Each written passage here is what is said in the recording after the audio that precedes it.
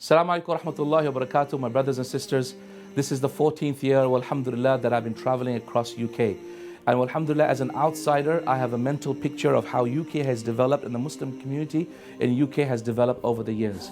And one thing that always stands out to me when I think about it is that there's still a lot of poverty in the UK. MashaAllah, a lot of progress has been made in so many fronts in the Muslim sector. However, we are still quite poor. Do you know there's so many families that live below the poverty line where the rent, we don't know how they will pay it. Who's going to pay for the electricity when it's severely cold? How are you going to pay for the basic needs that people have? Who's going to look after the new Muslims that are accepting Islam, the refugees that are on the streets, that are coming to our shores? Who's going to look after the people that go into debt, and when you fall into the cycle of debt, you lose your house and then you lose all the government benefits?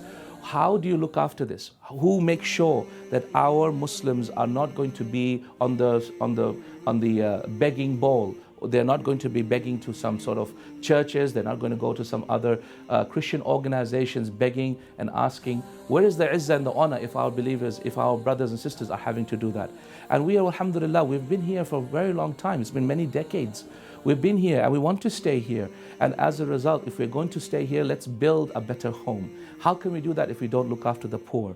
The Prophet ﷺ told us to look after the poor. He made it obligatory upon us to do so. And Islam gave us the best of tools. It's the zakat.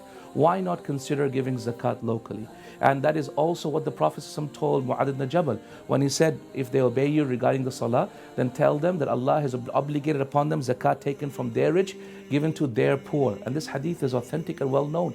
We also have the practices of the Prophet ﷺ himself, where the zakat was taken locally and given locally. We also have the practices of the vast majority of the madhabs of Islam, and they have all been of the opinion, vast majority of the scholars of Islam are of the opinion that zakat is applicable locally. So please consider zakat at home. Please consider helping your neighbor. Please consider purifying your wealth by making sure that your neighbor goes to sleep with his tummy full. Please consider building yourself a better home in UK. Zakat begins at home. Charity begins at home. Jazakumullah khair. Assalamu alaikum wa rahmatullahi wa barakatuh.